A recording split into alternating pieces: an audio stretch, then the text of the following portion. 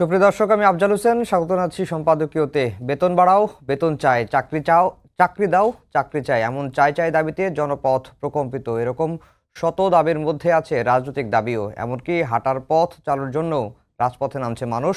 সব সমস্যার সমাধান যেন রাজপথ। জনগুরুত্বপূর্ণ এবং সমাবেশ নিষিদ্ধ এলাকারও ধার ধারে না আন্দোলনকারীরা। অতি গুরুত্বপূর্ণ স্বাস্থ্যসেবা কিংবা যোগাযোগ ব্যবস্থা বিঘ্নিত হওয়ার বিষয়েও খেয়াল নেই কারো। কিছু হলেই এই দাবি দাওয়া। আন্দোলন কি মানুষের অসহিষ্ণুতার কারণে হচ্ছে, নাকি পেছনে কোনো রাজনৈতিক শক্তিও কাজ করছে? জনদুর্ভোগ নিরসনে রাজনৈতিক দল, সংশ্লিষ্ট কর্তৃপক্ষ এবং সরকারের করণীয় বা কি? প্রাসঙ্গিক বিষয় নিয়ে আমাদের আজকের সম্পাদকীয় দাবি দেওয়ার বাড়াবাড়ি। আর এ নিয়ে আলোচনার জন্য স্টুডিওতে উপস্থিত আছেন এম এ আজিজ, প্রধান সম্পাদক দ্য ফাইন্যান্সিয়াল পোস্ট, এবং আরিফুল ইসলাম আদিব, যুগ্ম আহ্বায়ক, জাতীয় নাগরিক কমিটি। দর্শক, আপনারা এই আলোচনায় অংশ নিতে পারেন। এজন্য আপনাদের ফোন করতে হবে টেলিভিশনে দেখানো নম্বরে, এছাড়া ফেসবুকের মাধ্যমেও আপনাদের মন্তব্য পাঠাতে পারেন।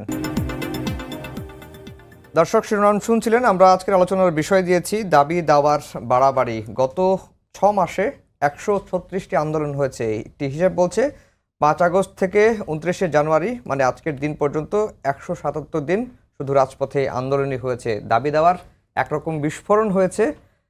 দাবি আদায়ের বৃত্তে বন্দী জন আকাঙ্ক্ষা। গত 16 বছরে যারা দাবি দেওয়া নিয়ে রাজপথে ছিলেন না, থাকতে পারেননি, তারা যেন এখন শুধু আসলে সবকিছুই বুঝিয়ে নিচ্ছেন।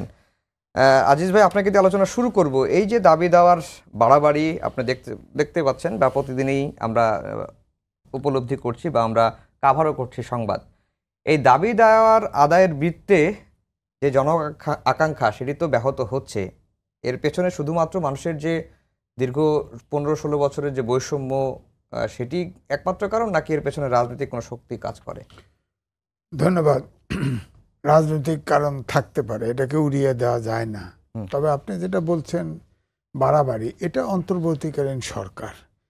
এটা তো ধরেন সব দায়িত্ব তো দেশের অন্তর্বর্তীকালীন সরকারের ঘাড়ের উপর চাপিয়ে দেওয়া ঠিক নয়। এখন 16 বছর কই আন্দোলন?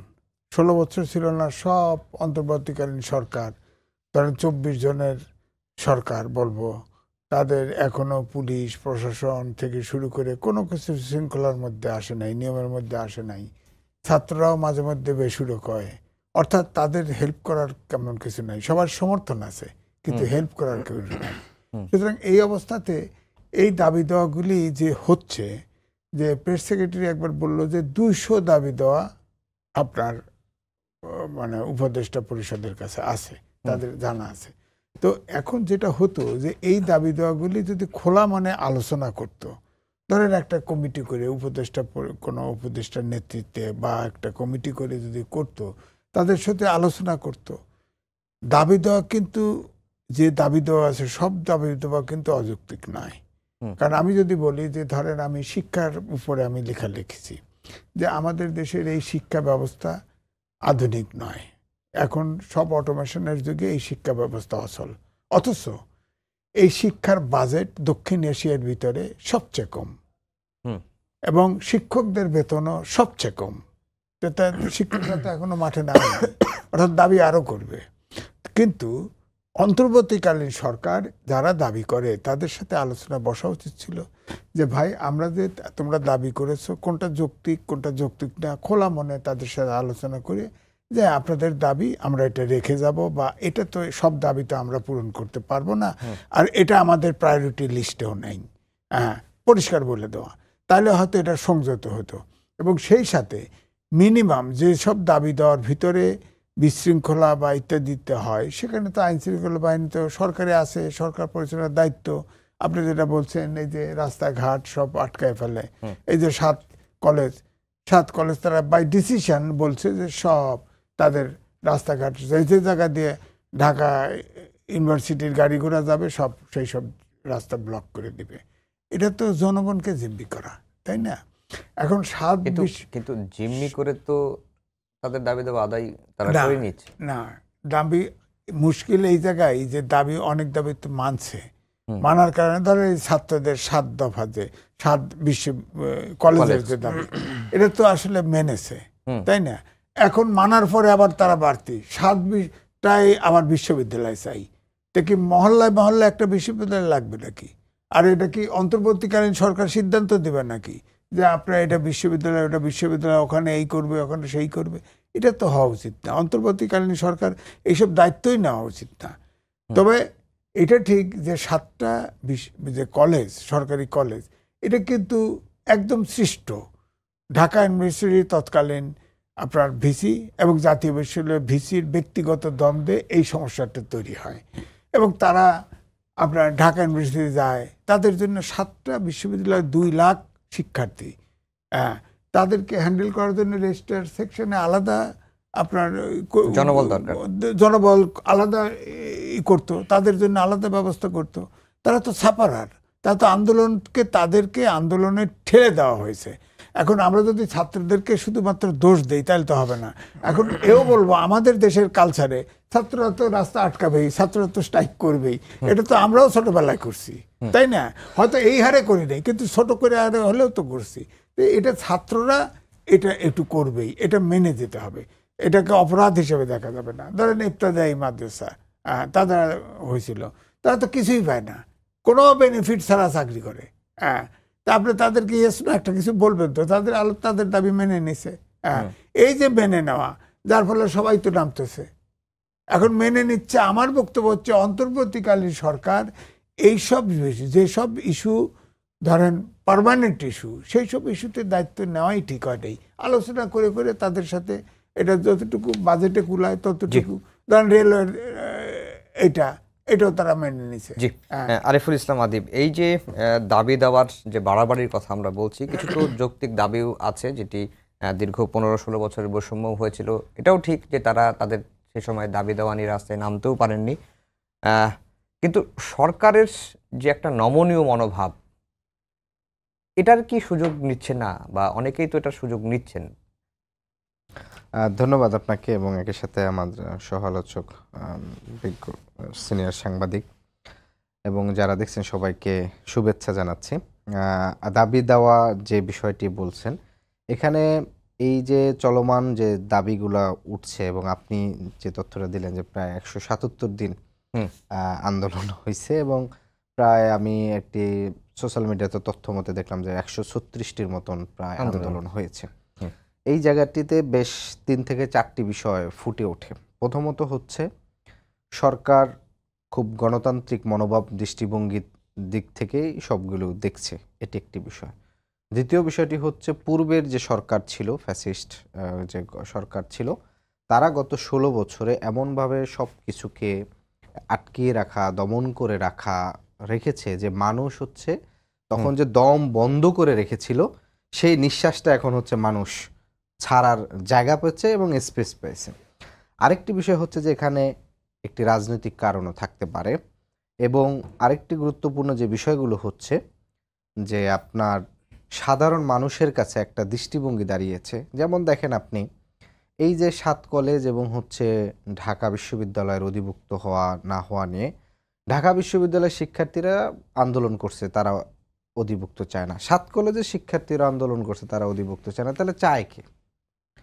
তার মানে 2-3 জন ব্যক্তির একান্ত চাওয়ার উপরে ডিপেন্ড করে কিন্তু এই জটিলতাটা দীর্ঘ 7 বছর ঝুলিয়ে রেখেছে।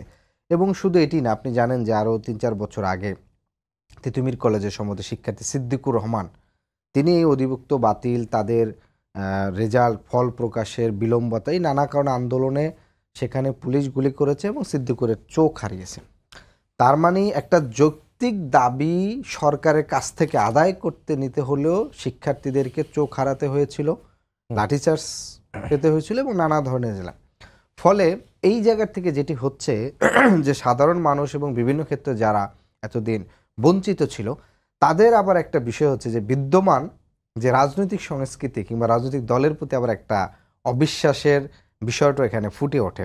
অর্থাৎ তাদের ধারণা যে এই সরকার যতদিন আছে, যেহেতু সরকার মোর ডেমোক্রেটিক এবং হচ্ছে বেশি লিবারেল হচ্ছে, ফলে এখানে একটু যদি দাবি দেওয়া তুলে ধরা যায় তাহলে হচ্ছে সে দাবিগুলো মেনে নেবে কিংবা 60% হোক 50% হোক দাবিটা মেনে নিচ্ছে। কিন্তু নির্বাচিত সরকার আসার পরে সেই সরকারের কাছ থেকে যে দাবি আদায় করা সম্ভব হবে না এবং যেই দলই আসবে ক্ষমতায় তার দলীয় এজেন্ডা, দলীয় স্বার্থ, দলীয় দৃষ্টিভঙ্গির আলোকেই যে সব কিছুর সমাধানের দৃষ্টি দেখে, ফলে এই যে 4টি বিষয় আমার কাছে ওভারঅল যেটি মনে হয়েছে যে দাবি দেওয়ার ক্ষেত্রে এই যে 4টা বিষয়, একে তো সরকারের গণতান্ত্রিক মনোভাব এবং হচ্ছে রাজনৈতিক দল এবং হচ্ছে সংস্কৃতির প্রতি সাধারণ জনগণের অনাস্থা, এবং আরেকটি বিষয় হচ্ছে যে রাজনৈতিক কারণও আছে। কারণ হচ্ছে আপনি জানেন যে প্রত্যেকটা সেক্টরেই কিন্তু আপনার হচ্ছে আওয়ামী লীগ একেবারে প্রত্যেকটি প্রতিষ্ঠানকে একেবারে চরম মাত্রায় দলীয়করণ করেছে।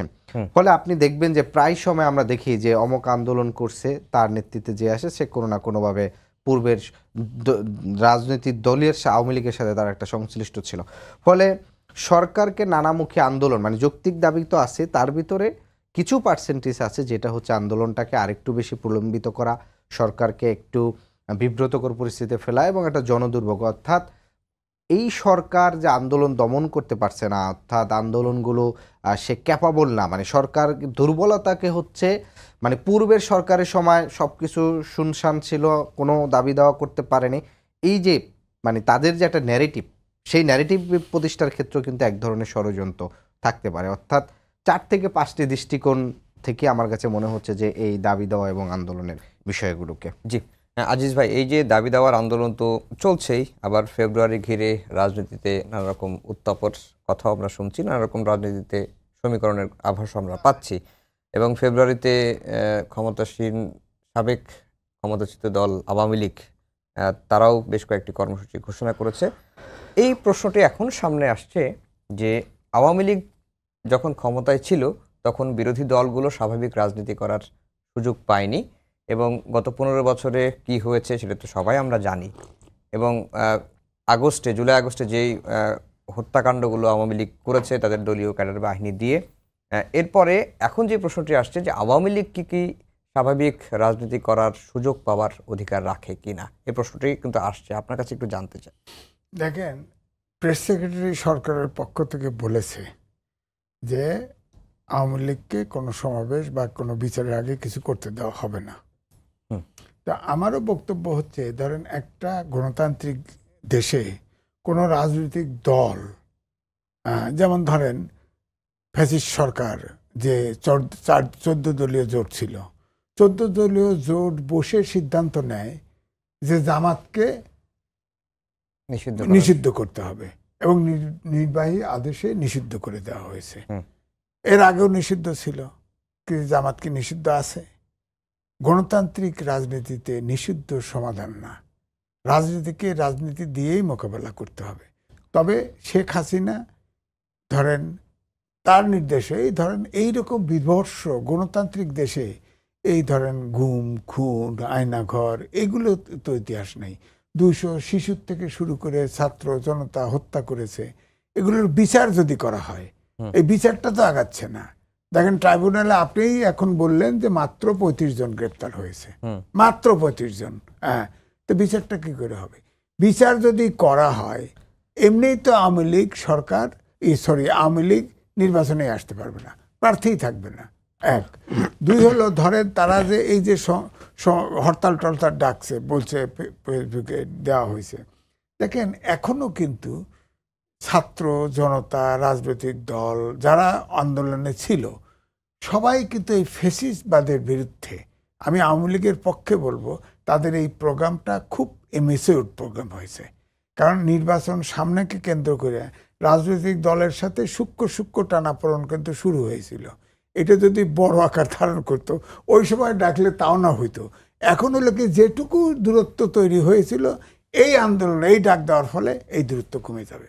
কারণ ফ্যাসিবাদের বিরুদ্ধে আপনি দেখেন নূর হোসেন ডেতে 10 তারিখে যখন বলা হয়েছিল না, শেখ হাসিনা বলেছিল না যে ট্রাম্পের ছবি নিয়ে তোমরা এক জায়গায় হও, অভ্যুত্থান ঘটাও, ট্রাম্পের ছবি আগে নিয়ে মিছিল করো, ছবি অপমান করলে তা পাঠায় দেওয়া হবে। পাঠায়ও দিছিল, ছবিও তুলছে। কিন্তু ওই সময় দেখা গেল ছাত্র জনতা, জামাত, বিএনপি থেকে ছোট বড় সব দল কিন্তু এটা প্রতিহত করছে। এবারেও কিন্তু তা করবে। সরকার করুক আর না করুক, সব রাজনৈতিক দল, ছাত্র জনতা কিন্তু এটা প্রতিহত করবে। কারণ এই মুহূর্তে ফ্যাসিবাদকে অ্যাঙ্কর করতে দিবে না। এই পরিস্থিতি এখনো বিরাজমান না। তাদের ভিতরে যেটা দৃশ্যমান দেখা যাচ্ছে ছোটোখাটো ছাত্ররা তো আজকেই আপনার ফিনান্সিয়াল টাইমসকে বলেছে সুইজারল্যান্ডে ডক্টর মোহাম্মদ ইউনূস যে ছাত্ররা দল করবে, বলছে তো দল করবে, ডেট তারিখ দেয় নাই, দল করবে, এবং তিনি সম্ভাবনাও দেখেছেন সেখানে। তো দল করবে, ধরেন আমার অনুমান জানা মতো হয়তো মিড ফেব্রুয়ারি হয়তো ছাত্ররা দল করবে। এখনই তো ছাত্ররা তলে তলে কিন্তু আপনার প্রার্থী খুঁজতেছে আমার জানা মতে। হ্যাঁ, আমার এই খবরটা যদি পেপারে আসে নাই, কিন্তু আমি জানি যে বিভিন্ন জায়গায় সংগঠন যেমন করতেছে, সাথে সাথে কিন্তু পাকাপাকি না, বাট তারা প্রার্থী দিবে 300 আসনে, সে প্রস্তুতিও নিচ্ছে। তো এখন এই জন্যে বলা হবে যে মিড ফেব্রুয়ারি, অর্থাৎ ফেব্রুয়ারিটা কিন্তু কিছুটা তো রাজনৈতিক উত্তাপ ছড়াবে। কারণ ছাত্ররা ধরেন আজকে নাহিদ ইসলামকে প্রশ্ন করেছে, রিপোর্টাররা বলেছে যে না, তারা এখনো পদত্যাগ করার সিদ্ধান্ত নেয়নি। অর্থাৎ ওনারা হয়তো যে এখন সংগঠন যদি করে, ওনারা যদি রাজনীতি করে তাহলে রিজাইন করবে মনে হয়, কিন্তু শেষ সময়ে করবে। কিন্তু যত যাই হোক না কেন, ধরেন এখন আপনার এই পর্যায়ে এসে ছাত্ররা যে এই সরকারের অংশ নয়, এটা আর প্রমাণ করার সুযোগ নাই।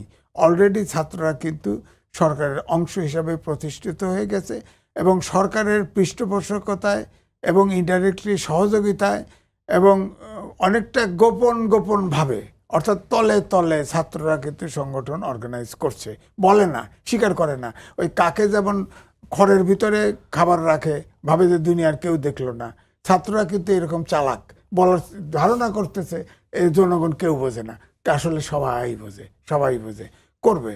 তো রাজনীতি করবে, জনগণ বুঝলে তাদের সমস্যাটা কোথায়? না, সমস্যা নাই, রাজনীতি করবে।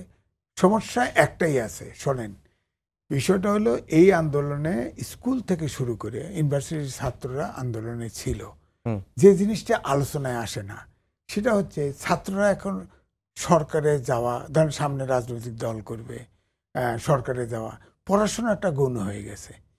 তো যদি আপনি হিসাব করেন, আমি হিসাব করে দেখছি, আমি এই শিক্ষার উপরে তো লিখেছি আমি, ধরেন স্কুল থেকে শুরু করে ইউনিভার্সিটি পর্যন্ত প্রায় 5 থেকে 6 বছরের জেনারেশন গ্যাপ তৈরি হবে। এই চতুর্থ শিল্প বিপ্লবে এই গ্যাপ দূর করবেন কিভাবে? আগামী 10 বছর পরে প্রবাসের 1.5 কোটি লোক আছে না, কোনো লোক প্রবাস নিবে না বাংলাদেশের এই অবস্থা থাকলে। টেকনিক্যাল এডুকেশন, এই ইলেকট্রিক তার লাগানোর জন্য লোক নেবে না কেউ, সব অটোমেশন, মানুষ রিপ্লেস, বাংলাদেশে গার্মেন্টস ইন্ডাস্ট্রিতে রোবট রিপ্লেস করে ফেলতেছে মানুষকে, সব মেশিনপত্র হাফ আপনার অটোমেশন হয়ে গেছে। এখন তো কোনো গার্মেন্টস ইন্ডাস্ট্রিতে আগে তো কেসি লাগতো, কেসি দিয়ে কাটে না, তো মেশিন কেটে দেয়, সব অনেক কিছু করে দেয়। সুতরাং এই সময়ে শিক্ষার যে নীতি, শিক্ষা আরেকটা বড় ব্যাপার আছে। দেখেন আমাদের দেশে এই 10 থেকে 12 প্রকার শিক্ষা ব্যবস্থা আছে, এবং এটা মাস্টার ডিগ্রি পর্যন্ত দেওয়া হয়। এই 12 প্রকারের শিক্ষায় যখন জাতি তৈরি হয়, এই যার ফলে কোনো জাতীয় ইস্যুতে একমত হতে পারে না, এই যার ধ্যান ধারণা স্টিক করে। আপনি দেখেন না আমাদের সংবাদপত্রে, মিডিয়াতে যখন জার্নালিজম পড়া কোনো ছাত্র আসে, তাকে কিন্তু ওই জায়গা থেকে সরানো যায় না। আমি বলছি যে ভাই তুমি যা পড়ে আসো ওটা ভুলে যাও, এখানকার কাজ করো, ওইটা ভালো, ওটার সাথে প্র্যাকটিক্যালের সম্পর্ক নেই, থিওরির সাথে, এরকম আর কি। তো এখন এই জন্য বলছি যে আসলে সামগ্রিকভাবে দেশটা দেখতে হবে। এখন দেশটা যে জায়গায় দাঁড়ায় আছে, ধরেন ফ্যাসিস্ট সরকার সব রাষ্ট্রীয় ব্যবস্থা পুরোটা তছনছ করে চলে গেছে। এটাকে আপনার ঠিক জায়গায় আনতে হলে আবার সকল রাজনৈতিক দল যেমন আন্দোলন করছে, ছাত্র জনতা মিলে, তাদের সবাইকে ন্যাশনাল ইস্যুতে আমার মনে হয় এক জায়গায় থাকা দরকার, ঐক্যবদ্ধ থাকা দরকার। আরিফুল ইসলাম আদিব, আপনার কাছে দুটি প্রশ্ন, যেটি আজিজ ভাইকেও করেছি, যে আওয়ামী লীগ স্বাভাবিক রাজনীতি করার সুযোগ পাওয়ার অধিকার এখন রাখে কিনা। সিরিয়ার প্রেক্ষাপট নিয়ে অনেক আলোচনা হচ্ছে যে সিরিয়ায় কি হচ্ছে, আর যেটি বললেন যে সরকারের পৃষ্ঠপোষকতায় ভেতরে ভেতরে ছাত্রদের নেতৃত্বে একটি দল হচ্ছে, এবং এই রাষ্ট্রীয় পৃষ্ঠপোষকতায় দল গঠন নিয়ে নানা রকম রাজনৈতিক দলগুলোর মধ্যেও মতবিরোধ রয়েছে, এবং রাজনৈতিক দলগুলো বলছে, বিএনপি বলছে যে জনগণ এটি হতাশ হবে। আপনারা আসলে কি মনে করেন, কি করতে চাচ্ছেন, এবং দল গঠনটা ফেব্রুয়ারির মধ্যেই হবে কিনা? ধন্যবাদ আপনাকে আবারও। প্রথমত আপনি যে প্রশ্নটি করছেন যে রাজনীতিতে আওয়ামী লীগের ফিরে আসার যে বিষয়টি, আপনি যদি আওয়ামী লীগের ভূমিকা কিংবা শেখ মুজিবুর রহমানের ভূমিকা আমরা দেখি, যদি স্বাধীনতা পূর্ববর্তী এবং স্বাধীনতার পরবর্তী বিষয়টি, আপনি দেখবেন স্বাধীনতার হওয়ার পরপরই, আমাদের মুক্তিযুদ্ধের পরপরই দেশ যখন স্বাধীন হলো, তখন একটি দল ক্ষমতা ছিল, এর বিপরীতে যখনই আরেকটি দল জাসদ উত্থান শুরু করছিল, সেই জাসদের উপরে কিন্তু একটা চরম নিপীড়ন এবং হচ্ছে এক ধরনের গণহত্যাই বলা চলে কিন্তু আওয়ামী লীগ চালিয়েছিল, বিভিন্ন তাদের নেতৃবৃন্দ থেকে শুরু করে। এরপরে যখন ৭৫ সাল ঘটে গেল, যাওয়ার পরে তারা আবার ফিরে আসছে ৮১ সালে শেখ হাসিনা আসার পরে তারা এরশাদ বিরোধী কিছু আন্দোলনে ছিল, আবার এরশাদের সাথে নির্বাচনেও কিছু অংশগ্রহণ করেছে, এরপরে তাদের ফিরে আসে এবং সর্বশেষ ২০০৮ সালে যখন তারা একটি নীল নকশা নির্বাচনে সংখ্যাগরিষ্ঠতা পেয়ে ফিরে আসছে, এই ফিরে আসাটা তখন তারা দেখছে যে ৯৬-এর ইলেকশনের পরে যখন একে আবার হারছে, দেখছে যে এদেশের জনগণ আওয়ামী লীগকে কোনোভাবে গ্রহণ করে না।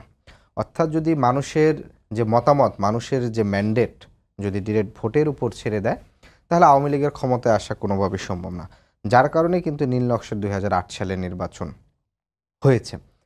এই যে ৮ সালের যে নির্বাচন পরবর্তীতে আওয়ামী লীগের বিগত যে ১৫ বছরের যে কার্যক্রম, সেই প্রথমে পিলখানা, এই যে আগামী ফেব্রুয়ারিতে ২৫শে ফেব্রুয়ারিতে পিলখানা হত্যাকাণ্ড ঘটল, এরপরে ২০১৩-র দিকে শাপলা চত্বরের একটি বড় ধরনের হত্যাকাণ্ড তারা ঘটিয়েছে এবং এগুলো হচ্ছে বড় বড় ধারাবাহিকভাবে ১৫ বছরে আপনি দেখবেন ৩,০০০-এর অধিক বিচার বহির্ভূত হত্যাকাণ্ড, ৭০০-র অধিক গুম খুন, মানে একেবারে পুরো একটি মানে বিরোধী দলকে পুরো একেবারে একটি গণহত্যার মধ্যে দিয়ে এক ধরনের গিয়েছিল এবং সর্বশেষ যার বহিঃপ্রকাশ হচ্ছে জুলাই আগস্টের এই গণহত্যা, প্রায় ২,০০০-এর অধিক মানুষকে শহীদ করেছে।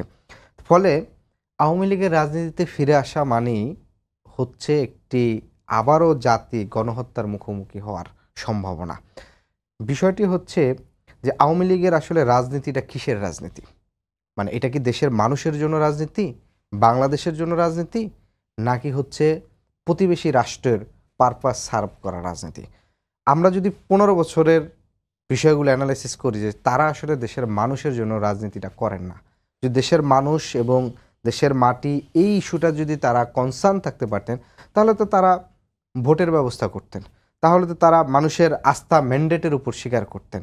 যখনই দেখছে মানুষের ম্যান্ডেট নিয়ে তাদের পক্ষে কখনোই ক্ষমতা যাওয়া সম্ভব না, সেক্ষেত্রে তারা কিন্তু নিজেদেরকে সংশোধন করে ভালো কাজ করে জনগণের কাছে গিয়ে আরও বেশি করে, কিন্তু সেটি না করে বরং উল্টেটি ঘটেছে। অর্থাৎ গণতন্ত্র বলেন, মানবাধিকার বলেন, আইনের শাসন বলেন, সকল প্রতিষ্ঠানকে দলীয়করণ বলে এমন নির্লজ্জভাবে দলীয়করণ করেছে যেটা আপনার মানে কল্পনায় কিংবা হচ্ছে আপনি কোনোভাবেই হচ্ছে বর্ণনা করাও সম্ভব না। ফলে এই যে তারা যেটি বলছে যে ফিরে আসবে, ফলে আমি মনে করি সরাসরি এতগুলো হত্যা গণহত্যার সাথে জড়িত থাকার ফলে আওয়ামী লীগের দলীয়ভাবে একটি বিচার হওয়া উচিত। একই সাথে আওয়ামী লীগের মূল নেতৃত্বের যারা সরাসরি একেবারে গণহত্যার সাথে জড়িত ছিল, প্রত্যেককে বিচারের আওতায় আনতে হবে। তাহলে কি হবে যে বিচার এবং হচ্ছে এই দল হিসেবে আওয়ামী লীগের বিচার কার্য করার পরবর্তীতে নিচের পর্যায়ে যারা সমর্থক গোষ্ঠী আছে তারা যদি একটি তাদের যেটাকে বলে আর কি মানে নিজেদেরকে ভুল সংশোধন করে, মানে একটা দুঃখ প্রকাশ করা বা হচ্ছে সংশোধিত হওয়ার পরে হয়তো তারা কিছু অংশটা থাকবে। কিন্তু এখানে আওয়ামী লীগের যে পরিস্থিতি, এতে হচ্ছে চেতনাগতভাবে হচ্ছে আওয়ামী লীগের ফিরে আসার কোনো সুযোগ দেখি না। কারণটি হচ্ছে আপনি দেখেন যে তাদের যে নেতৃত্ব মানে যেভাবে হচ্ছে পালিয়ে গিয়েছে এবং পালিয়ে যাওয়ার ফলে তাদের যে বিষয়টি আপনার তারা সামনে আনে যে আমাদের মানে এটা একটা গণপ্রত্যাখ্যাত, মানে আপনি দেখবেন যে আওয়ামী লীগ যখন ক্ষমতায় ছিল, ক্ষমতায় থাকতেই কিন্তু এক ধরনের মানুষের একজন প্রবাদ যে মানুষ না আওয়ামী লীগ, এবং যেটার বহিঃপ্রকাশ কিন্তু তাকে একেবারে ক্ষমতাচ্যুতর মধ্যে দিয়ে মানুষের ক্ষোভটা কিন্তু বহিঃপ্রকাশ ঘটেছে। ফলে এটার একটা বিষয় আছে যে তারাদেরকে জনগণ কোনোভাবে কিন্তু গ্রহণ করতেছে না জনগণের মধ্য থেকে, এটি একটা বিষয়। দ্বিতীয়ত বিষয় হচ্ছে যেভাবে হচ্ছে পালিয়ে গিয়েছে নেতৃত্বের জায়গা থেকে, যেহেতু আওয়ামী লীগ একটি মানে একেবারেই পরিবারতন্ত্র দল, শেখ মুজিবুর রহমান, তারপরে শেখ হাসিনা এবং তার নেতৃত্ব কিন্তু ঠিক করে যায় না। ফলে যেটি হচ্ছে যে তাদের যে পরিবারতন্ত্রের পরবর্তী নেতৃত্ব কে, এটিও কিন্তু একটি প্রশ্ন। ফলে এটি কিন্তু অমীমাংসিত রয়ে গেছে। নেতৃত্ব সংকট, দ্বিতীয়ত হচ্ছে আওয়ামী লীগের প্রতি জনগণের মানে আওয়ামী লীগ গণশত্রুতে পরিণত হয়েছে, এবং আরেকটি হচ্ছে যে গণহত্যার বিচার। ফলে এই যে তিনটি বিষয়গুলোকে অতিক্রম করে তারপরে তার যে ফিরে আসা, কিংবা আপনি দেখছেন যে তাজউদ্দিন আহমেদের কন্যা তিনি স্পষ্টভাবে বলছেন যখনই আওয়ামী লীগ বিপদে পড়ে তাজ পরিবারের উপর ভর করে, মানে তাজ পরিবার হচ্ছে আওয়ামী লীগের ত্রাণকর্তা হন। আপনি দেখবেন মুক্তিযুদ্ধের সময় যখন শেখ মুজিব ধরে নিয়ে গেল, এরপরে ওই জায়গাটু, কিন্তু এবার কিন্তু তার কন্যা কিন্তু স্পষ্ট বক্তব্য দিয়েছে যে তাজ পরিবারে বারবার কিন্তু দায়িত্ব পড়ে না যে আওয়ামী লীগকে হচ্ছে একটা খুব ধ্বংসস্তূপে ঢুকবে, আবার তাকে ফিরে আনবে, আবার তাকে হচ্ছে ক্ষমতা আনবে। ফলে এই যে তিনটা বিষয়, প্রথমত হচ্ছে তাকে গণহত্যার বিচারের কার্যটি যদি সুন্দরভাবে সম্পন্ন করা যায় তাহলে তো তার হচ্ছে কোনো নেতৃত্বই জায়গা থেকে থাকবে না। দ্বিতীয়ত হচ্ছে যে গণশত্রু হওয়ার ফলে জনগণের ভিতরে তার কোনো আপিল নেই এবং জনগণের একটি গণধিক্কারে পরিণত হয়েছে। দ্বিতীয়ত হচ্ছে তাদের নেতাকর্মী যারা আছে এদের যে জিজ্ঞাসামূলক চিন্তাভাবনা, যে নৃশংস মানে একেবারে বর্বরতাতম যে দৃষ্টিভঙ্গি, এই দৃষ্টিভঙ্গিকে মানুষ কোনোভাবে হচ্ছে গ্রহণ করবে না। ফলে এই জায়গাটির থেকে হচ্ছে আমার কাছে মনে হচ্ছে যে তাদের কোনোভাবে আওয়ামী লীগ ফিরে আসার মতন কোনো পরিস্থিতি আছে কিংবা হচ্ছে তাদের ফিরে আসা সম্ভব। এখন যেটি করছে যে তারা সোশ্যাল মিডিয়ায় নানা ধরনের কর্মসূচি ঘোষণা করছে, এগুলো হচ্ছে একটা অনলাইন ঘোষণার মধ্যে এক ধরনের সীমাবদ্ধতা, বা দুই এক জায়গায় হচ্ছে যে তারা আপনার হচ্ছে কিছু বিচ্ছিন্ন হচ্ছে দুই একটা মিছিল করার চেষ্টা করে। এই মিছিলগুলো কিভাবে করে, কারণটা হচ্ছে আপনি দেখেন, যাক আমরা ওইদিকে আর না যাই, আমরা আমার যে দ্বিতীয় প্রশ্নটি যেটি ছিল যে আপনারা দল গঠন হচ্ছে কিনা আদৌ। দল গঠনের বিষয় হচ্ছে যে আপনি দেখেন এখানে দল গঠনের এখানে কোনো একক দল গঠনের কোনো সিদ্ধান্ত নেই। প্রথমত বিষয় হচ্ছে যে গণ অভ্যুত্থানের অংশগ্রহণকারী, গণ অভ্যুত্থানে শহীদ আহত পরিবার এবং সকল অংশীজন মানুষ যারা দলমত নির্বিশেষে এই গণ অভ্যুত্থানে অংশগ্রহণ করছে, তাদের ভিতরে একটি গণ আকাঙ্ক্ষা তৈরি হয়েছে নতুন একটি রাজনৈতিক শক্তি এবং নতুনভাবে আবির্ভূত হওয়ার। এবং আপনি যদি এটি বিগত 7-8 বছরের আমাদের এখানে রাজনৈতিক যে প্রেক্ষাপটগুলো যদি বিশ্লেষণ করেন, আপনি দেখতে পাবেন যে 15 সাল থেকেই বিগত যতগুলো গত 10 বছর বড় বড় আন্দোলনগুলো হয়েছে সবগুলো কিন্তু সামাজিক আন্দোলন হয়েছে এবং নিরপেক্ষ নেতৃত্বে হয়েছে। অর্থাৎ বিদ্যমান যে রাজনৈতিক দলগুলো ছিল সেই দলগুলোর ছাত্র সংগঠনের নেতৃত্ব বলেন কিংবা দলগুলোর নেতৃত্বে কিন্তু বড় ধরনের কোনো সামাজিক আন্দোলন কিন্তু গড়ে ওঠে না। 15 সালে ব্যাট বিরোধী আন্দোলন বলেন, শিক্ষার উপর ব্যাট বসানোর বিরোধী, এরপর 18 সালের বড় দুটি আন্দোলন, কোটা সংস্কার আন্দোলন এবং নিরাপদ সড়ক আন্দোলন, এবং সর্বশেষ কিন্তু এই নেতৃত্বে কিন্তু হচ্ছে মানে 2024 সালে সেই ছাত্র নেতৃত্বদের নেতৃত্বে কিন্তু হচ্ছে ফ্যাসিস্ট আওয়ামী লীগের কিন্তু পতন হয়েছে। ফলে গত 10 বছর ধরেই বিদ্যমান যে রাজনৈতিক চর্চা আছে, দলগুলো রাজনৈতিক যে সংস্কৃতি আছে, তার বাহিরে কিন্তু জনগণের মধ্যে মানে পুরো একটা জেনারেশনের মধ্যে কিন্তু নতুন একটা রাজনৈতিক আকাঙ্ক্ষা, নতুন একটা রাজনৈতিক প্রয়োজনীয়তা কিন্তু অনুভব করছে এবং সেই অনুযায়ী কিন্তু তারা আন্দোলনগুলোকে নেতৃত্ব দিছে এবং ফ্যাসিস্ট আওয়ামী লীগকে কিন্তু বাধ্য করেছে। আপনি দেখবেন যে 15 সালে আন্দোলনও সাকসেস, 18 সালে আন্দোলনের সাকসেস এবং 24-এর সর্বশেষ চূড়ান্তভাবে জাতির মুক্তি এক ধরনের ত্রাণকর্তা হিসেবে কিন্তু শিক্ষার্থীরা কিন্তু তাদের সেই বিশ্বাস, যোগ্যতা এবং নেতৃত্বের জায়গায় কিন্তু তারা কিন্তু প্রমাণিত হতেছে। ফলে নতুন একটি রাজনৈতিক দল আকাঙ্ক্ষা শুধু অনেকে ভাবে যে এই 36 দিন আন্দোলনের ফলে যে সৃষ্টি, না, বরং এটি একটা প্রজন্ম ধরে হচ্ছে প্রজন্মের একটা চাহিদা তৈরি হয়েছে মানুষের মধ্যে যে আমাদের নতুন কিছু চাচ্ছি, যারা বাংলাদেশের মানুষের মৌলিক মানবাধিকারগুলো যে নাগরিক হিসাবে তার প্রত্যেকটি অধিকারের যে বিষয়গুলো প্রতিষ্ঠিত হবে শুধুমাত্র দলীয় বিবেচনায় কিংবা ক্ষমতার গোষ্ঠীর বিবেচনায় হচ্ছে তার মানবাধিকারগুলো খর্ব হবে না, আইনের শাসন থাকবে, বিচার বিভাগের একটা স্বাধীনতা থাকবে, প্রত্যেকটা রাষ্ট্রীয় প্রতিষ্ঠান জনগণের জন্য হচ্ছে আপনার নিরাপত্তা মানে নিরাপদ দিবে, সেই জায়গাগুলো থেকে কিন্তু এই আকাঙ্ক্ষাটা কিন্তু তৈরি হয়েছে। তো সেই জায়গার থেকে বৈষম্যবিরোধী ছাত্র আন্দোলন তারা তাদের মতন করে সংগঠিত তাদের যে কমিটিগুলো ফরমেশনগুলো হচ্ছে এবং 8ই সেপ্টেম্বর কিন্তু জাতীয় নাগরিক কমিটি আত্মপ্রকাশ করছেন এবং সেই আত্মপ্রকাশের পর থেকে ইতিমধ্যে এই যে নতুন আসন্ন একটি দল গঠনের প্রক্রিয়া হচ্ছে বা আজকে ডক্টর মোহাম্মদ ইউনূসও বলেছেন যে ছাত্রদের নেতৃত্বে একটি দল হচ্ছে, এটা কি ফেব্রুয়ারির মধ্যেও হচ্ছে কিনা? আপনি যেহেতু জাতীয় নাগরিক কমিটির যুগ্ম আহ্বায়ক, আপনার কাছে কোনো তথ্য আছে? যে আমাদের বিষয় যেটি হচ্ছে যে জাতীয় নাগরিক কমিটি আমরা থানা পর্যায়ে যে কমিটিগুলো গঠন করছি কিংবা বৈষম্যবিরোধী ছাত্র আন্দোলন তাদের জেলা পর্যায়ে যে কমিটিগুলো গঠন করছেন, আমাদের প্রাথমিক একটি প্রস্তুতি যে আমরা আশা করছি যে ফেব্রুয়ারির মধ্যেই একটি রাজনৈতিক দলের উদ্যোগ আমাদের সিদ্ধান্তে পৌঁছাতে হবে। কারণ হচ্ছে মার্চ মাসে যেহেতু পবিত্র রমজান মাস শুরু, ফলে রমজান মাস সেভাবে রাজনৈতিক কার্যক্রম কর্মসূচিগুলো হচ্ছে আপনার ধারাবাহিকভাবে করা সম্ভব হয় না। তো সেই জায়গার থেকে একটি বৈষম্যবিরোধী শিক্ষার আন্দোলন নাগরিক কমিটি আমরা মনে করছি যে ফেব্রুয়ারির মধ্যে একটি রাজনৈতিক দল হিসাবে একটি আত্মপ্রকাশ করা উচিত আর কি। জি, আজিজ ভাই, এই যে রাজনীতিতে তৃতীয় ধারার প্রচেষ্টা, দ্বিদলীয় বৃত্তের বাইরে গিয়ে বিভিন্ন সময় তো প্রচেষ্টা হয়েছে, তো তরুণদের নেতৃত্বে যারা এই ছাত্র আন্দোলনের নেতৃত্ব দিয়েছে, যারা, এটাই তো সত্য যে বিএনপি 15 বছরে যেটি পারেনি সেটি তো এই ছাত্ররাই করে দেখিয়েছে বা করেছে, যে তারা একটি দল গঠন করতে যাচ্ছে, এই দলটি আসলে কতটুকু জনমনের সাড়া ফেলতে পারবে? দেখেন, 1 নম্বর কথা হলো যে 52 সাল থেকে, আমি 68 সাল থেকে আমি নিজে সক্রিয়ভাবে আমি জড়িত। প্রত্যেকটা আন্দোলনে ছাত্ররা নেতৃত্ব অগ্রভাগে থেকে দিয়েছে।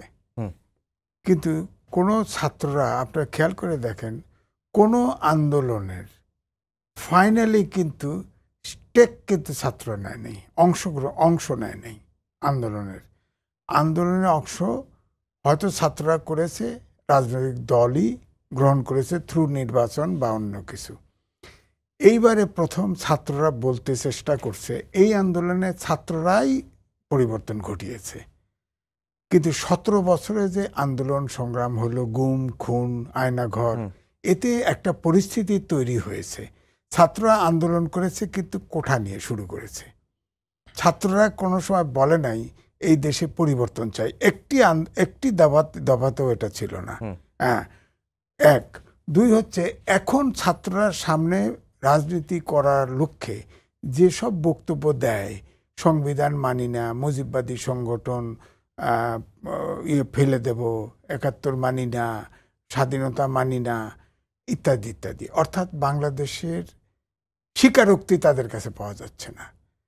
স্বাধীনতা যুদ্ধে যে 30 লাখ নিয়ে বিতর্ক আছে, কিন্তু এটা কেমোথেরাপি করে এটাকে আটকানো হয়েছে। কিন্তু 3 লাখ কত বিধ্বস্ত, কত লোক। ধরেন আমি নিজেও মুক্তিযুদ্ধে ছিলাম, আমি তো দেখেছি আমার ফ্যামিলি কি অবস্থা। হ্যাঁ, এবং এই 15 বছরে আমার ফ্যামিলি 19 জন সরকারি চাকরি করতো, জানেন আপনি? 19 জনই আমার কারণে, সবগুলো ছেলে ব্রিলিয়েন্ট, তারা চাকরিচ্যুত হয়েছে এবং তারা সব বিদেশি অর্গানাইজেশন অথবা বিদেশে চলে গেছে। একজন শুধু এখনো সরকারি চাকরিতে আছে। কিন্তু কাহিনী শুনবেন, সে আমাকে জিজ্ঞেস করছে আমি কি করব।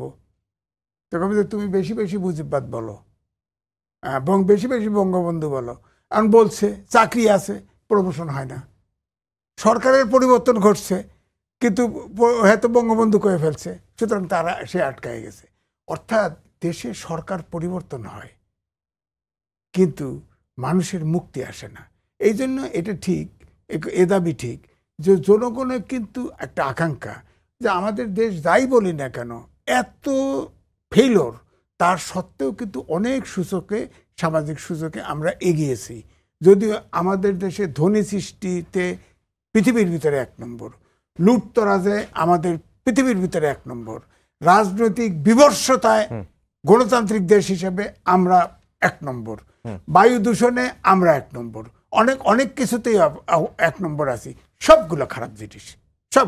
এই জন্য মানুষ চায় এই বলয়েরাই, রাজনৈতিক বলয় থেকে মুক্তি পেতে। এটা একটা জন আকাঙ্ক্ষা আছে সবাই, কিন্তু জনগণ কিন্তু এই রাজনৈতিক বলয়ের জিম্মি, এটা ঠিক। কিন্তু আমরাও আশা করেছিলাম, আমিও তারই একজন, আমিও তো এখন প্রবীণ, আশা করেছিলাম মুক্তি। কিন্তু আমার কাছে মনে হয়েছে এই যে 52 সাল থেকে, আমি সরাসরি জানি না, কিন্তু 68 সাল থেকে যে ছাত্ররা যতগুলো আন্দোলন করেছে, এই ছাত্র নেতৃত্ব কোনো বিতর্কিত ছিল না। কিন্তু এরা নিজেদেরকে বিতর্কিত করে ফেলছে ইতিমধ্যে নানাভাবে। এখন ধরেন একজন বৈষম্যকারী নেতা যদি V8 গাড়িতে টকশোতে যায়, V8 গাড়ি কি সাইকেলই তো চোখে দেখিনি জীবনে। আমিও তো একটা ছাত্র সংগঠনের প্রেসিডেন্ট ছিলাম, কেন্দ্রীয়। আমি তো জীবনে সাইকেলও চড়ি নেই, দেশের বাড়িতে চড়ছি, একটা মোটরসাইকেল কিনতে পারি নাই। এখনো তো আমার বাসা ভাড়া থেকে শুরু করে সব কিছু, আমার কোনো সঞ্চয় নাই, কিচ্ছু নাই। ছাত্ররা এটা করে। ছাত্র উপদেষ্টা হেলিকপ্টার নিয়ে যায়, হেলিকপ্টার, প্রাইভেট হেলিকপ্টার নিয়ে ভাড়া করে যায় এবং হেলিপ্যাড নামায়। আর আপনার 6 দিনে 18টা এক উপজেলার থেকে আর এক উপজেলা কম্বল বিতরণের জন্য হেলিপ্যাড নাই, হেলিকপ্টার নামার, হেলিপ্যাড 2 জায়গায় হেলিকপ্টার বানাইছে, হেলিপ্যাড বানায় আবার হেলিপ্যাড ভেঙে দিছে। ওই ছাত্রটা এখনো বুঝ আসে নাই। কারণ হচ্ছে মিনিস্ট্রি থেকে টাকা দিছে, হেলিকপ্টার স্কোয়ার থেকে ভাড়া করছে। শুনে রাখেন, এটা অডিট হবে না? অডিট হলে এটার জবাব দেবে কি? 20,000 টাকার কম্বল দিছেন, 36 লাখ টাকা খরচ করছেন, হিসাব আসবে না? ওই ছেলে তো বিপদে পড়বে। অর্থাৎ ম্যাচুরিটি আসতে হবে।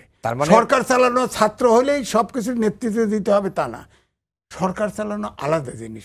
ধরেন বিশ্ববিখ্যাত ডক্টর মোহাম্মদ ইউনূস, আমিও তার পক্ষে 3টা লেখা লিখেছি যে সে আমাদের জাতীয় সম্পদ।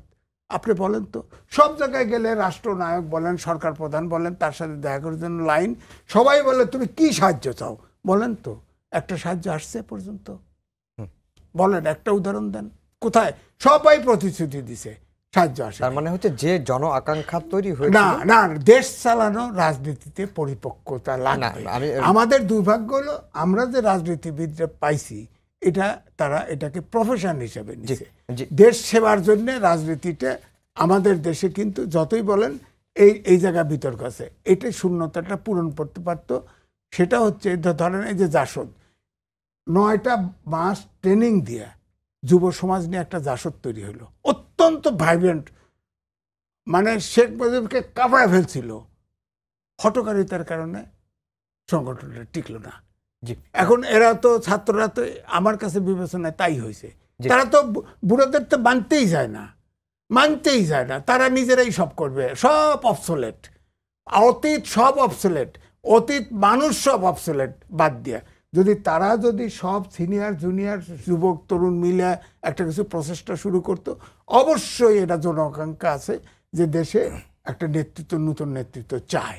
সেখানে এখনো দেশে শোনেন ধর্মেও আমরা একেবারে শেষের দিকে চলে আসছি। একটু ভাই এখানে একটা বিষয় একটু আমাকে অ্যানসার একটু করতে হবে। সেটা হচ্ছে যে ভাই যেটি বলছেন যে 71কে এবং স্বাধীনতাকে অস্বীকার করছে, এই বিষয়টি আসলে ভাই মিসকোট করছেন। কারণ হচ্ছে স্পেসিফিক তথ্য ছাড়া, মানে ছাত্র নেতৃত্বে যারা বৈষম্যবিরোধী ছাত্র আন্দোলনের মূল নেতৃত্বে আছেন কিংবা নাগরিক কমিটির মূল নেতৃত্বে আছেন, তাদের কারো কোনো বক্তব্য কিংবা হচ্ছে সুস্পষ্টভাবে যে ডিরেক্ট 71কে মানি না, অস্বীকার করি না, এরকম কিন্তু কোনো ধরনের প্রমাণ কিংবা হচ্ছে এই ধরনের বক্তব্য কিন্তু বলতে পারবে না। তো ফলে এইটা কিন্তু একটা হচ্ছে ভাই সিনিয়র মানুষ কিংবা বিজ্ঞজন, সেই জায়গা থেকে আমি এটা তাকে এনশিওর করব যে আমাদের এখানে 71 নিয়ে বোঝাপড়ার ক্ষেত্রে কোনো ধরনের ঘাটতি নাই, বরং আমরা এখানে সুস্পষ্টভাবে বলছি যে 71-এর যে মহান মুক্তিযুদ্ধ, সেটি হচ্ছে আমাদের এখানকার পর্যন্ত সর্বোচ্চ গৌরবের, এবং ওইখানের যে আত্মত্যাগ, সেটা আমাদের অস্তিত্বের প্রশ্ন। ফলে সেটাকে আমি 24 দিয়ে হচ্ছে রিপ্লেস করব, এটা হচ্ছে আমাদের দ্বারা কখনোই সম্ভব নয়। এখন আপনি আসেন যে যখন আপনি অ্যাজ এ ছাত্র বলেন, শুধুমাত্র ছাত্র, ফলে এই ছাত্রের ভিতরে হচ্ছে ধরেন কেউ আছে এটা প্রোপাগান্ডা ছড়াচ্ছে যে ছাত্রকে হচ্ছে যদি বিতর্কিত করা যায়, ছাত্রকে দ্বারা যদি এই প্রোপাগান্ডা যদি এস্টাবলিশ করা যায়, তাহলে হচ্ছে কি যে তাদেরকে বিতর্কিত করার মাধ্যমে যে নতুন যে নেতৃত্ব আসবে, নতুন যে একটা আকাঙ্ক্ষা তৈরি হবে, সেটির একটি সম্ভাবনাকে কিছুটা হলেও দূরে ঠেলা যাবে। যেই প্রোপাগান্ডাটা হচ্ছে সবচেয়ে বেশি ছড়াচ্ছে হচ্ছে আওয়ামী লীগ এবং হচ্ছে তাদের এই সাইকেল থেকে। ফলে এই বিষয়টি নিয়ে 71 নিয়ে ভাই যে বিষয়টি বলছেন, সেটি আমার কাছে মনে হচ্ছে যে এটি আমিও এখানে আপনার সুস্পষ্টভাবে বলছি, এবং আপনারা যদি আমাদের অন্য নেতৃবৃন্দের যে বক্তব্যগুলো দেখেন, তাহলে এই বিষয়টি আপনারা সুস্পষ্ট পাবেন। এবার অন্য একটি বিষয় আপনি মানে এটি, কারণ এটি যেহেতু ভাই একসাথে বলে গেছেন, অ্যানসার না করলে হচ্ছে জনআকাঙ্ক্ষা আছে দুই দলের যে রাজনৈতিক ধারা, সেটা থেকে বের হয়ে তৃতীয় একটি ধারা তৈরি হোক, এটা সবাই চাচ্ছে। কিন্তু ছাত্ররা যে ধরনের এখন পর্যন্ত বিতর্কিত কর্মকাণ্ড করেছেন, সেখানে জন আকাঙ্ক্ষার একটু ব্যাহত হয়েছে, মানে জনগণ এখন হতাশ হচ্ছে, এই প্রসঙ্গটাই এনেছেন। আচ্ছা, না আপনি ভাই যেটি বলছেন যে এখানে কিছুটা হচ্ছে শিক্ষার্থীদের যে কর্মকাণ্ডগুলো হচ্ছে, সেই জায়গায় কিছুটা হয়তো তিনি বলছেন যে তাদের ম্যাচুরিটির ক্ষেত্রে কিছু ধরনের দৃষ্টিভঙ্গি হয়েছে। এখানে কিন্তু বেশ অনেকগুলো বিষয় এখানে আমি বলবো। সেটা হচ্ছে যে ধরেন এই আন্দোলনের সরাসরি যারা নেতৃত্ব এবং হচ্ছে শুধু সরাসরি নেতৃত্ব না, মানে পুরো একটা জেনারেশন যেই ধরনের পরিস্থিতির মধ্যে দিয়ে গিয়েছে, যেমন আমি হচ্ছে ধরেন কয়েকটি মৃত্যু দেখেছি মানে একেবারে সামনে, এবং হচ্ছে ধরেন অনেকেই মানে যেই একটা পরিস্থিতির মধ্যে দিয়ে গেছে, ফলে এটি কিন্তু এই জেনারেশনকে কিন্তু এক ধরনের যেটিকে বলে এক ধরনের মানসিক প্রেশার তৈরি করা, কিংবা হচ্ছে তাদেরকে এক ধরনের চাপ, কিংবা হচ্ছে পুরো জেনারেশনের ভিতরে এক ধরনের একটা দৃষ্টিভঙ্গি আছে। তো সেই জায়গা থেকে আপনার হচ্ছে যে বিষয়গুলো যে স্পষ্টভাবে বলছে, যেমন হচ্ছে যে গাড়ি পেয়েছে, গাড়ি তো আসলে কেউ কিনে নেয় বা তার হচ্ছে নিজস্ব কোনো গাড়ি নেই, এটা হচ্ছে এক দুইজন হয়তো দেখা করতে গেছে, ঠিক আছে আপনাকে আমি নামিয়ে দিচ্ছি। আপনি ধরেন আমার কার্যালয়ে কেউ আসলো যে আপনার সাথে গাড়ি নিয়ে যমুনা টিভিতে টক শোতে গেছে, না টক শোতে গেছে, সেটা তো নিজস্ব গাড়ি না, না না এটা তো নিজস্ব গাড়ি না, করেন না। না এটা শোনেন, হাসনাত সে বলেছে মুজিববাদী সংবিধানকে কবর দেওয়া হবে, এটার কি বলা, এটার অর্থ কি? আমি নাম আপনি উদাহরণ চাইলেন, হ্যাঁ এটা আপনি না মুজিববাদী কিনা বলেন, যে এটা স্পষ্ট বলেছে যে মুজিববাদী আমারও সংবিধান, না সেই সংবিধানে আপনার মতামত ওখানে কতটুকু প্রতিফলিত হয়েছে? 72 এর সংবিধান, না না 72 এর সংবিধান তো হচ্ছে আপনি কারেকশন করেন, আপনি ডিনাই করবেন কেন? 71 এ আমাদের যে অর্জন, সাম্য, মানবিক মর্যাদা, সামাজিক সুবিচার এবং অর্থনৈতিক মুক্তির যে আকাঙ্ক্ষা, সেই আকাঙ্ক্ষাকে আপনার হচ্ছে 72 এর সংবিধানের মাধ্যমে শুধুমাত্র সর্বোচ্চ ক্ষমতা সবকিছু শেখ মুজিবকে সামনে রেখে একটা কল্পনা করে একটা গঠনতন্ত্র বানাইছে। অর্থাৎ শেখ মুজিব যতদিন জীবিত থাকবে তিনি যেন সর্বময় ক্ষমতার যেন একটা অধিকারী হন। ফলে যেটি হচ্ছে যে এই সংবিধানের সাংগঠনিক কাঠামোর মাধ্যমে যত মানুষ প্রধানমন্ত্রী হয়েছে তার তিনি ব্যতীত রাষ্ট্রের দ্বিতীয় যে সর্বোচ্চ ব্যক্তি, তার সাথে ক্ষমতার অনেক বেশি তফাৎ। এবং এই সংবিধানে আপনার মানুষের মৌলিক যে অধিকারগুলো আছে, আপনার সংগঠন করার অধিকার, সমাবেশ করার অধিকার, আপনার মিছিল করার অধিকার, রাজনৈতিক দল করার অধিকার, প্রত্যেকটা অধিকারকে যদি কিন্তু তথাপি দ্বারা হচ্ছে আপনার ব্র্যাকেট দেওয়া হয়েছে। কি ব্র্যাকেট? সেই ব্র্যাকেটটি হচ্ছে যে জনগণের জননিরাপত্তার যদি আশঙ্কা, অর্থাৎ 15 বছরে যে আওয়ামী লীগ কিংবা পুলিশ হচ্ছে যে রাস্তায় আপনাকে সমাবেশ করতে দেয় না, আওয়ামী লীগকে বিএনপিকে হচ্ছে নির্বাচনে গুলি করছে, কিংবা বিরোধী দল সকল দলকে যে নির্বাচনে গুলি করছে, সেটি যে সাংবিধানিক দোহাই দিয়ে করেছে। এবং যে সর্বশেষ যেটি করেছে যে এই সংবিধানকে সে তার মতন করে পুরো কাঠামোর মাধ্যমে হচ্ছে আপনার হচ্ছে সেই জায়গাটিতে করছে। ফলে আমরা যেটি মনে করব যে আপনাকে যেটি আমরা স্পষ্ট বলেছি যে আওয়ামী লীগের এই রাজনৈতিক যে দৃষ্টিভঙ্গি সেটি হচ্ছে জনগণের জন্য না। স্বাধীনতার পরবর্তী থেকেই তাদের সেই আকাঙ্ক্ষাটা হচ্ছে প্রতিবেশী রাষ্ট্রের কাছে কিভাবে একটি নতজানু রাষ্ট্র হিসাবে এটি টিকে থাকে, সেই জায়গা থেকে কিন্তু তাদের এই সার্বক্ষণিক চেষ্টা ছিল। আজিজ ভাই 30 সেকেন্ড আছে, 30 সেকেন্ড। না 30 সেকেন্ডে কি বলবো, ধরেন এই যে শেষ করবেন যে সংবিধানকে গঠনতন্ত্র বলে, এটা হলো ফরহাদ মাজারের বক্তব্য। সে সংবিধান বলে না, সে গঠনতন্ত্র বলে। না না আমি তো গঠনতন্ত্র বলি না, আমি বলছি সাংবিধানিক কাঠামো বলছি। গঠনতন্ত্র বলছেন, আমি বলছি, লিখে ফেলছি, এখন গঠনতন্ত্র বলছে। আপনি রেকর্ড শো করেন গঠনতন্ত্র না, আমরা স্পষ্ট বলছেন এটা সংবিধানে। ফরহাদ মাজারকে আমি নিজে বলছি, হি যে কনফিউজ বুদ্ধিজীবী, তার বোর্ডে অ্যাডভাইজার বানায় দিছে, সে সরকারের বিরোধিতা করে, একটা কনফিউজ বুদ্ধিজীবী। দুজনকেই ধন্যবাদ জানিয়ে শেষ করছি আমাদের আজকের সম্পাদকীয়। আগামীকাল আবারও দেখা হবে রাত 10টায়। দেখার আমন্ত্রণ রইল। শুভরাত্রি।